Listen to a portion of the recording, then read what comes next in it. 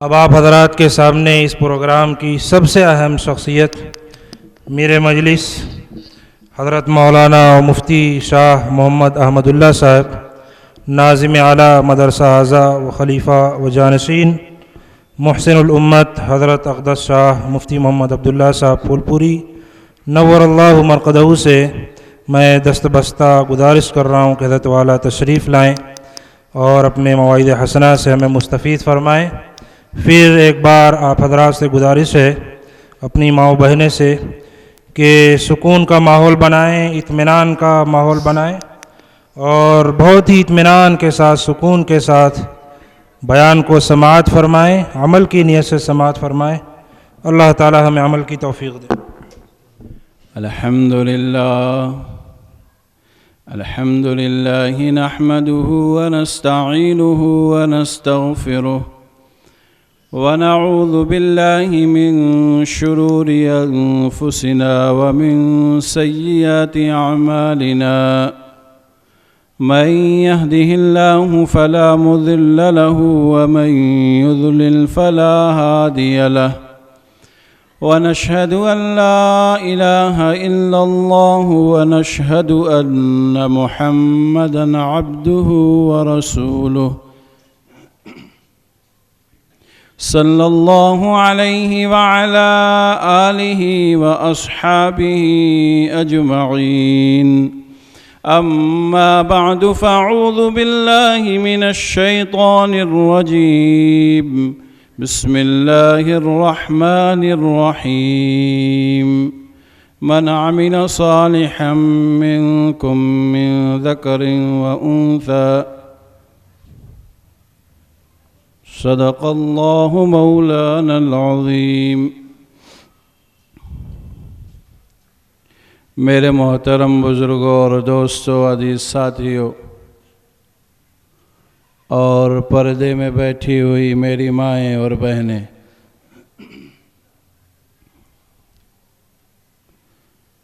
باتیں بہت دیر سے سنی جا رہی ہیں اور علماء کرام سنا رہے ہیں۔ چند باتیں کہہ کر میں بھی رخصت ہو جاؤں گا، اس لیے کہ وقت بہت کم ہے اور ابھی دعا بھی ہونی ہے۔ میں نے ایک آیت پڑھی ہے جو کہ ایک دم سے مختصر حصہ، میں نے آیت کا بھی ایک ٹکڑا بلکہ پڑھا ہے، جس میں اللہ تعالیٰ ارشاد فرما رہے ہیں من عمل صالحا منکم من ذکر او انثی وَهُوَ مُؤْمِن فَلَنُحْيِيَنَّهُ حَيَاةً طَيِّبَةً، جو اعمال صالحہ کرے گا، خواہ وہ مرد ہو یا عورت ہو، وہ مسلمان ہونا چاہیے، تو میں اس کے لیے بہت ہی عالی شان زندگی دوں گا۔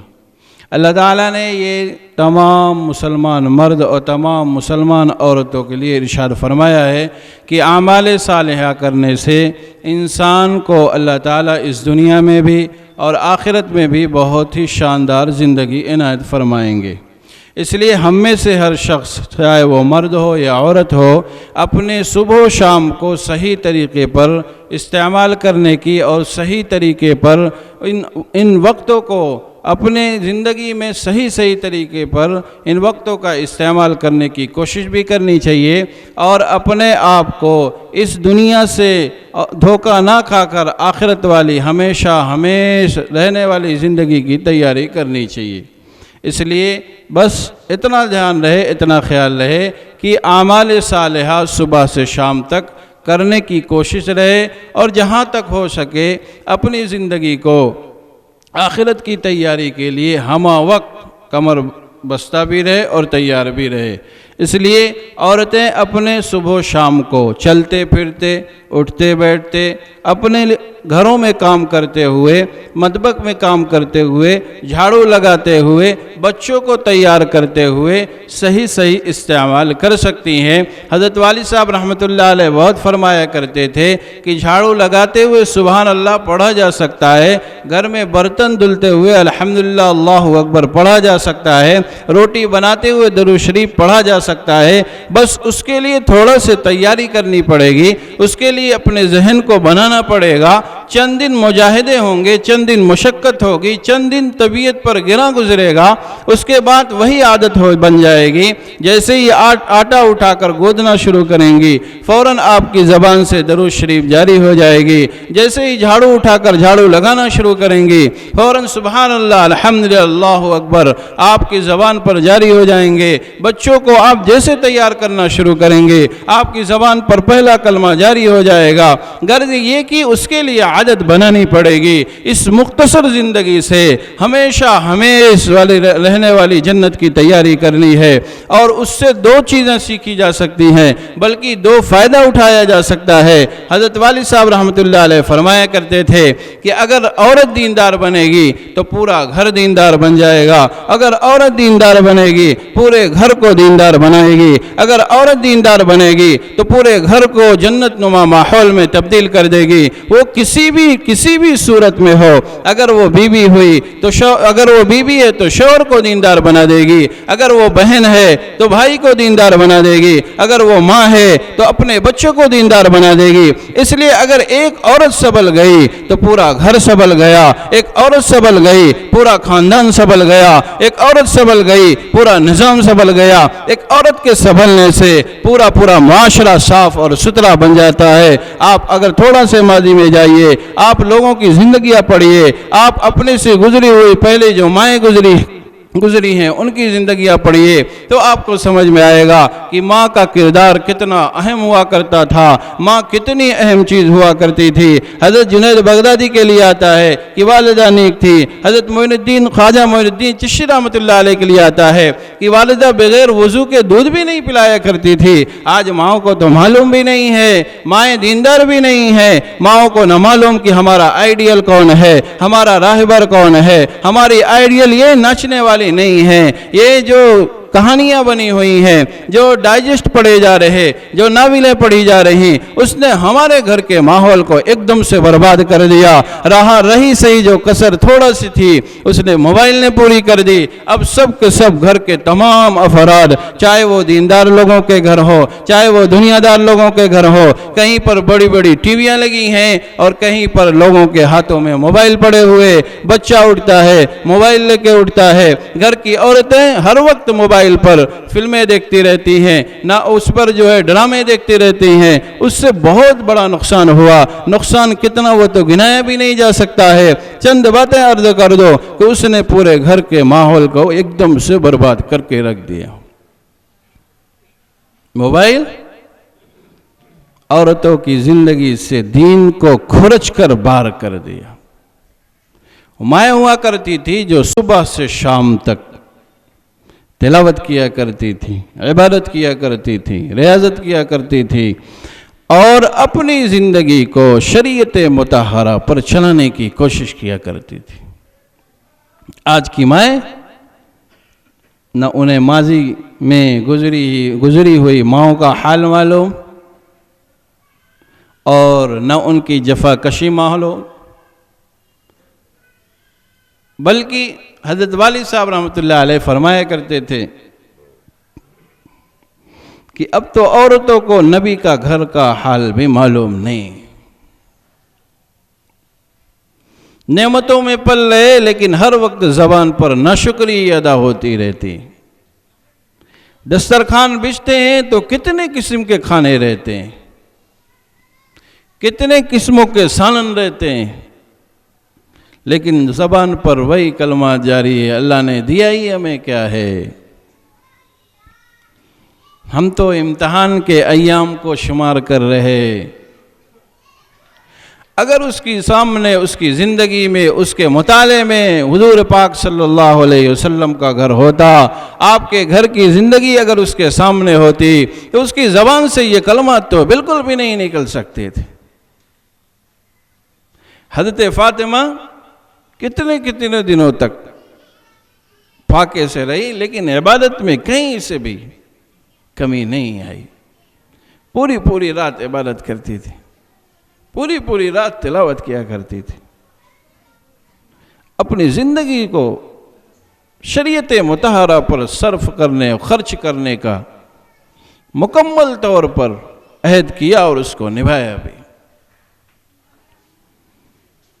حضرت عائشہ کی زندگی دیکھیے، حضرت خدیجہ کی زندگی دیکھیے، لیکن ہمیں معلوم ہی نہیں، ماؤں کو پتہ بھی نہیں، بہنیں جانتی بھی نہیں ہمارا آئیڈیل کون ہے، اور ہمیں کن کی گزاری ہوئی زندگی کے مطابق اپنی زندگی کو چلانا ہے، نہیں معلوم۔ وہ ناچنے والوں کے پیچھے چلی گئی۔ ماں کی گود جو پہلا مدرسہ تھا، پہلا ہی مدرسہ برباد ہو گیا۔ پہلے ہی مدرسے پر غیروں کا تسلط قائم ہوا، پہلے ہی مدرسہ ایک دم سے اجڑ گیا، ورنہ اسی گود میں وقت کا ولی پیدا ہوتا تھا، مائی کی گود میں وقت کا قطب پیدا ہوتا تھا، لیکن ماں کی گود اجڑ گئی کیا بلکہ غیروں نے وہاں پر اپنا تسلط قائم کیا۔ وہاں پر انگریز بھیڑیا بیٹھا، وہاں پر یہودی دکھائی دیا، وہاں پر نصرانی دکھائی دیا، وہاں پر مشرک دکھائی دیا۔ اگر کوئی چیز نہیں دکھی تو نبی صلی اللہ علیہ وسلم کی تعلیمات نہیں دکھائی پڑتی۔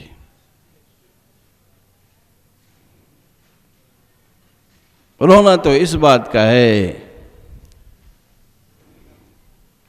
کہ گود ہی برباد ہوئی، ماؤں کو معلوم بھی نہیں۔ اتنی کثرت سے مائیں تلاوت کرتی تھی کہ بچے پیدا ہوتے کئی پارے کے حافظ ہوا کرتے تھے۔ اب اتنی کثرت سے گانے گائے جاتے ہیں کہ بچہ پیدا ہوتے ہی گانا شروع کر دیتا ہے۔ ماں بچے کو دودھ پلا رہی، ہاتھوں میں موبائل لے کر وہ ویڈیو اور آڈیو اور وہ سیریل کیا چلتا رہتا ہے اس پہ دیکھتی رہتی۔ ماؤں نے اپنے راستے کو چھوڑا، اپنے طریق کو چھوڑا، اپنے آئیڈیل، اپنے رہنما کو چھوڑا۔ اس کا یہ اثر ہوا کہ جو اگلی نسل تیار ہوئی وہ دین محمدی سے دور ہو گئی۔ اسی لیے حضرت والا رحمۃ اللہ علیہ نے ایک نظام بنایا کہ عورتوں کو دیندار بنایا جائے۔ جو گود ماں کا پہلا مدرسہ تھا وہ جو اجڑ گیا ہے، اس مدرسے کو کیسے آباد کیا جائے۔ حضرت والی صاحب رحمۃ اللہ علیہ نے نظام بنایا اور فرمایا کہ ایک بچیوں کا بھی مدرسہ ہونا چاہیے جس میں انہیں مکمل طور پر شرعی احکام کو بتا کر ان کی زندگی میں داخل کیا جائے۔ مدرسے تو ہیں لیکن تعلیم کے بعد تربیت نہیں ہے، اور اگر یہی سلسلہ چلتا رہا تو ماؤں کے گود سے پلنے والا بچہ بزدل پیدا ہوگا، ڈانسر پیدا ہوگا، وقت کا شاہ عبداللہ اور شاہ عبد الغنی نہیں پیدا ہوگا۔ شاہ عبداللہ اور شاہ عبد الغنی پیدا کرنے کے لیے مجاہدات کرنے پڑیں گے۔ نبی کے گھر کا مکمل طور پر مطالعہ کرنا پڑے گا۔ نعمتوں میں رہ کر مالک کی نافرمانی کرنے کی جو عادت سی پڑ گئی ہے، اس عادت کو بدلنا پڑے گا۔ مالک کے حکم کے مطابق اپنی صبح و شام کو استعمال کرنا پڑے گا۔ اس لیے بہت مختصراً مجھے بات عرض کرنی تھی کہ اعمال صالحہ کے ساتھ ساتھ وہ اپنی زندگی کی اولاً اپنے زندگی کا ایک میپ تیار کیا جائے، مستقبل کا ایک لائحہ عمل تیار کیا جائے، فیوچر پلاننگ تیار کی جائے، اور اپنے کو دیندار بناتے ہوئے اپنے بچوں کو بھی دیندار بنانے کی کوشش کی جائے۔ بچہ بددین ہو گھر میں رہ لے یہ ناممکن ہے، بیٹا نماز نہ پڑھے اور گھر میں سوتا رہے یہ ایک دم سے ذہن میں آنے والی بات ہی نہیں تھی، لیکن اب آنا شروع ہو گئی۔ جو ماں محبت کرتی ہے بیٹے کو اور سلاتی ہے، وہ محبت نہیں ہے، بیٹے کو آگ میں ایک دم سے ڈھکیلا جا رہا ہے۔ اللہ نے فرمایا قو انفسکم و اہلیکم، جو حضرت مولانا شفیق صاحب دامت برکاتہم نے آیت تلاوت فرمائی تھی، قو انفسکم و اہلیکم نارا، گھر کے تمام افراد کو اس آگ سے بچاؤ جس کا ایندھن پتھر اور انسان بننے والے ہیں۔ لیکن ہمارے سروں پر جو بھی نہیں رینگتی، پتہ بھی نہیں چلتا، بچہ سو رہا ہے، بہت آسان سے گھر کے افراد رہتے ہیں۔ اللہ نے نبی صلی اللہ علیہ وسلم کو فرمایا، جو دراصل امت کو خطاب تھا، وَأْمُرْ أَهْلَكَ بِالصَّلَاةِ وَاسْتَبِرْ عَلَيْهَا، گھر کے تمام افراد نمازی ہونا ہی چاہیے۔ اس لیے چلتے پھرتے گھر میں کام کرتے اپنے وقت کا صحیح استعمال کر، دو تین باتیں بس عرض کر دوں، اسے آپ ذہن نشیں کر لے۔ اول یہ کہ ناشکری والی جو زبان چل رہی، اس زبان کو بدل کر شکر گزاری والے کلمات کہے جائیں۔ اللہ کی کتنی نعمتیں برس رہی، ہم سوچ بھی نہیں پا رہے، اللہ کی کتنی نعمتیں استعمال کرتے، ذہن میں بات بھی نہیں آ پا رہی، اس لیے ذہن میں بات داخل کی جائے، اور ناشکری والے کلمات اگر جاری ہوں تو انہیں بدل کر شکر گزارے والی باتیں کہی جائیں۔ اور اگر اس چیز کو اگر یہ چیز سمجھ میں نہ آئے تو نبی صلی اللہ علیہ وسلم کی زندگی کا، آپ کے گھر کا، آپ کے گھر کے افراد کا آپ مکمل طور پر جائزہ لیجئے اور ان کی زندگی کو پڑھنے کی کوشش کیجئے۔ اب تو کتابیں بھی آ گئی، حضرت فاطمہ کی زندگی پر، حضرت عائشہ کی، تمام لوگوں کی زندگی پر کتابیں آ گئی ہیں، منگا کر اسے پڑھنے کی کوشش کریں۔ دوسری بات، خود دیندار بنیں اور بچوں کو بھی دیندار بنائیں، خود نماز پڑھیں، بچوں کو بھی نماز پڑھیں، خود تلاوت کریں اور بچوں کو بھی تلاوت کا اہتمام کریں، خود پردے کا اہتمام کریں اور بچیوں کو بھی پردے کا اہتمام کریں۔ موبائل زیادہ خود نہ استعمال کریں اور بیٹیوں کے لیے اسے ایک دم سے زہر سمجھیں، ان کے ہاتھ میں موبائل جانے بھی نہ دیں، اور اپنے آپ کو مکمل طور پر شریعت کا متبع بنائیں اور شریعت کو ماننے والا بنائیں، اور گھر کے تمام افراد کو نماز کا اہتمام کرنے والا بنائیں۔ تیسری بات، چلتے پھرتے اٹھتے بیٹھتے یہ کلمات پڑھے جائیں۔ اس لیے حضرت والد صاحب رحمۃ اللہ علیہ کی ایک بات یاد آئی، فرمایا کرتے تھے عورتیں تو بہت ڈرپوک ہوتی ہے، عورتیں تو بڑی چھوٹی چھوٹی چیزوں سے ڈر جاتی ہے، چھپکلی سے ڈر جاتی ہیں، چوہے سے ڈر جاتی ہیں۔ اگر وہ تھوڑی دیر سوچ لیا کریں قبر میں تنے تنہا لیٹنا ہے، کوئی ساتھ آنے والا نہیں ہے، شوہر ساتھ جانے والا نہیں ہے، بیٹا ساتھ میں لیٹنے والا نہیں ہے، گھر کا کوئی بھی ساتھ دینے والا نہیں ہے، قبر گھپ اندھیرا، ایک دم سے اندھیرا، ایک دم سے اندھیرا ہے اور ایک دم سے ویران جگہ پر ہے، چھپکلیوں اور چوہوں سے ڈرنے والی۔ اگر یہ بات ذہن میں رکھ لیں تو پھر انہیں گناہوں والی زندگی سے وحشت سی ہونے لگے گی، ہر وقت تلاوت کرنے کو دل کہے گا، ہر وقت نماز کا اہتمام کرنے کو دل کہے گا۔ بس بات یہ ذہن میں آ جائے کہ دنیا چھوڑ کر بھی جانا ہے، جس میک اپ کے پیچھے جا کر، جس لباس کے پیچھے جا کر، جس فیشن کے پیچھے لگا کر اپنے کو برباد کیا جا رہا، اگر یہ بات ذہن میں بیٹھ گئی تو پھر دنیا بھی آسان اور آخرت بھی آسان ہو جائے گی۔ اس لیے چلتے پھرتے درود شریف کا اہتمام کیا جائے، صبح 100 مرتبہ، شام میں 100 مرتبہ کم سے کم درود شریف پڑھی جائے، تیسرا کلمہ پڑھا جائے، پہلا کلمہ پڑھا جائے۔ یہ سب چھوٹی چھوٹی، یہ جو عمل چھوٹے چھوٹے ہیں آپ کے لیے ذخیرہ آخرت بننے والے ہیں۔ وہاں کوئی کسی کا کام، کوئی کسی کا ساتھ دینے والا نہیں ہے، کسی کے ساتھ جانے والا نہیں ہے، کسی کے ساتھ وہاں پر کوئی دوستی یاری کرنے والا نہیں ہے، نہ ایک نیکی دے گا بلکہ پہچاننے سے بھی انکار کر دے گا۔ بیٹا ساتھ نہیں دینے والا، شوہر ساتھ دینے والا نہیں ہے، رشتہ دار ساتھ دینے والا نہیں ہے، سہیلیاں ساتھ دینے والی نہیں ہے۔ اگر کوئی چیز ہے تو اعمال حسنہ ہے، اس لیے اس کے کرنے کی فکر کریں۔ جب موقع مل جائے چلتے پھرتے اٹھتے بیٹھتے سبحان اللہ، الحمدللہ، اللہ اکبر خوب کثرت سے پڑھا کریں، تیسرا کلمہ پڑھ لیا کریں، درود شریف پڑھ لیا کریں، 10 مرتبہ قرآن، اگر قل هو اللہ شریف پڑھ لیں تو ایک قرآن کا ثواب مل جاتا ہے، محل ایک بن جاتا ہے جنت میں۔ تو آپ اگر پڑھنا چاہیں تو 500 مرتبہ بہت آسانی سے پڑھ سکتی ہیں، روٹی پکاتے ہوئے، گھر کا تمام کام کرتے ہوئے۔ آپ کی زبان پہ یہ کلمات اگر جاری ہوئے تو آپ کا ہاتھ بھی نہیں رکنے والا، آپ کا پیر بھی نہیں رکنے والا، زبان پر اللہ کا کلام جاری ہو جائے گا۔ اس کا فائدہ بھی یہ ہوگا کہ ایک تو آپ اپنا کام بھی کرتے رہیں گے، دوسرے آپ کی زبان اللہ کی یاد میں لگی رہے گی، تیسرے سب سے بڑا فائدہ یہ ہوگا کہ آپ سے غیبت نہیں ہوگی، آپ سے لغو کلام نہیں ہوگا، اس لیے کہ جب زبان اللہ کی یاد میں لگے گی تو دوسرے الفاظ اس پر ادا ہونے والے نہیں ہیں۔ تو کئی فوائد ہیں، اس لیے اپنی ان جو بچی ہوئی زندگی ہے اس کو صحیح جگہ پر لگائیں، صحیح طریقے پر استعمال کریں، صحیح طریقے پر اپنی زندگی کو بھی چلائیں، بچوں کو بھی دیندار بنائیں، گھر کے تمام افراد کو نمازی بنائیں۔ اگر ماں دیندار ہو گئی تو گھر کے تمام لوگ دیندار ہو جائیں گے۔ اس لیے گھر کی ایک عورت اگر نماز پڑھنے کا اہتمام کرنے لگی تو شوہر کو بھی نماز کا اہتمام کرائے گی، بھائی کو بھی اہتمام کرائے گی۔ اس لیے دیندار بننے کی مکمل طور پر کوشش کی جانی چاہیے۔ دو تین باتیں یہ عرض کرنی تھی۔ اولاً پہلی سب سے بڑی بات کہ ناشکری والے جو کلمات جاری ہو رہے اسے بالکل طور پر بند کر کے شکر گزاری والے کلمات کہے جائیں۔